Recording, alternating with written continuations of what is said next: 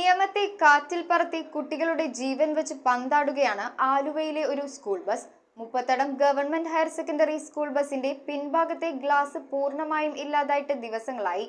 അധികാരികൾ ഈ വിഷയം ഗൗരവത്തിലെടുത്ത് വേണ്ട നടപടികൾ ഉടൻ സ്വീകരിക്കണമെന്ന് നാട്ടുകാരും ആവശ്യപ്പെടുന്നു. ഫെബ്രുവരി 18-ന് ഒരു പൊതുപരിപാടിയിൽ പങ്കെടുക്കാൻ ആളുകളുമായി പോയപ്പോൾ മരക്കൊമ്പ് വീണാണ് സ്കൂൾ ബസിന്റെ പിന്നിലെ ഗ്ലാസ് തകർന്നത്. ദിവസങ്ങൾ പിന്നിട്ടിട്ടും ഇപ്പോഴും അപകടാവസ്ഥയിലാണ് Muppathadam government higher secondary school bus കുട്ടികളുമായി സർവീസ് നടത്തുന്നത്. ബസിന്റെ പിൻഭാഗത്ത് പൂർണ്ണമായും ഗ്ലാസ് ഇല്ലാത്തതിനാൽ നാട്ടുകാർ വാഹനം തടഞ്ഞുവെച്ച് ബസ് ഓടിക്കരുതെന്ന് ഡ്രൈവർക്ക് താക്കീത് നൽകി.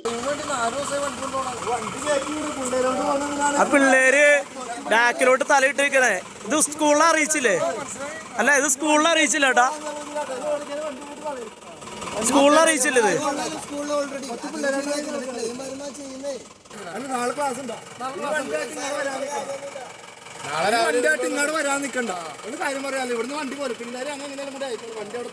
എത്രയും വേഗം അധികാരികൾ ഈ വിഷയത്തിൽ സത്വര നടപടികൾ സ്വീകരിക്കണമെന്നാണ് നാട്ടുകാരുടെ ആവശ്യം. News bureau, Aluva. Kopparambil ayurvedic hospital and research centre. ഉഴിച്ചിൽ, lumbar spondylitis, cervical spondylitis, disc bulging കൊണ്ടുണ്ടാവുന്ന ബുദ്ധിമുട്ടുകൾ എന്നിവ ചികിത്സിക്കാൻ വിദഗ്ധരായ ഡോക്ടർമാർ. Kopparambil ayurvedic hospital and research centre,